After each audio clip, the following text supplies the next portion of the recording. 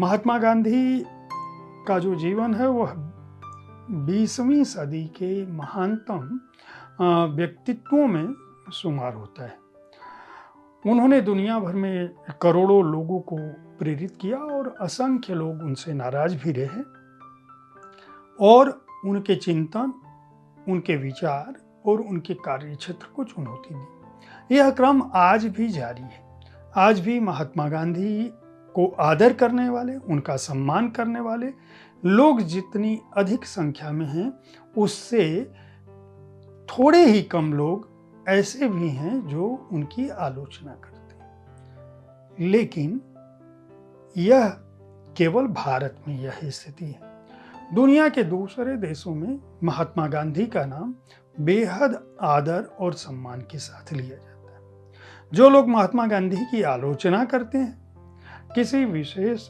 विचार के चलते आलोचना करते हैं, वे लोग न तो महात्मा गांधी को जानते, न तो उनके जीवन को जानते हैं। दरअसल महात्मा गांधी का पूरा जीवन ब्रिटिश राज के साये में बीता और वे उन शख्सियतों में शुमार होते हैं जिन्होंने ब्रिटिश साम्राज्य को झुकाने में अपना सर्वोपरि योगदान दिया। वह समाज,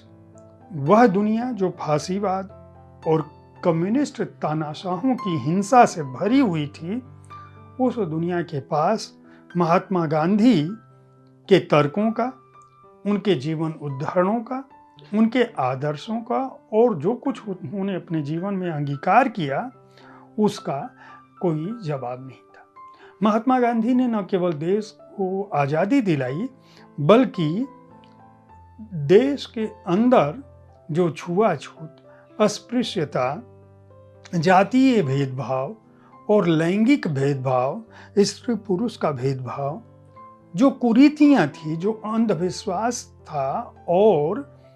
इसके अतिरिक्त जो घृणा का माहौल था, धार्मिक घृणा का माहौल था, उन सबके प्रति उनके अपने विचार थे और धार्मिक सद्भाव के लिए संघर्ष करते हुए उन्होंने अपनी जान गंवा दी। अस्पृश्यता को लेकर महात्मा के जो विचार थे और डॉक्टर अंबेडकर से जो उनका विवाद था, उसकी बात बार बार कही जाती है, लेकिन वे यह भूल जाते हैं ऐसे लोग कि दरअसल ये सैद्धांतिक बातें थी और महात्मा गांधी सदा सहजता के साथ अस्पृश्यता का विरोध जो उन्होंने किया और दलित समाज को जो भी भारतीय संविधान में जो उसका स्थान मिला, उसकी परिकल्पना महात्मा गांधी ने जो की थी, उसी को बुनियादी आधार डॉक्टर अंबेडकर ने संविधान निर्माण के दौरान दिया। इसके अतिरिक्त जो धर्मनिरपेक्षता का भाव था, सभी धर्मों को समान आदर की जो परिकल्पना थी महात्मा गांधी को, वह उन्हीं की देन थी कि देश के विभाजन के बावजूद भारत अपने पंथ निरपेक्ष, धर्मनिरपेक्ष स्वरूप को बरकरार रख सका। यहाँ तक कि माउंटबेटन, पंडित जवाहरलाल नेहरू,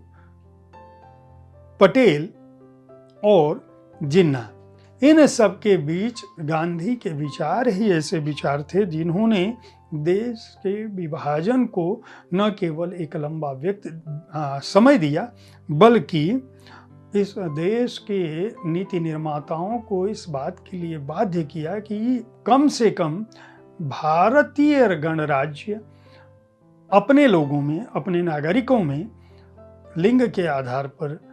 धर्म के आधार पर, जाति के आधार पर, वर्ग के आधार पर, रंग के आधार पर कोई भेदभाव न कर सके।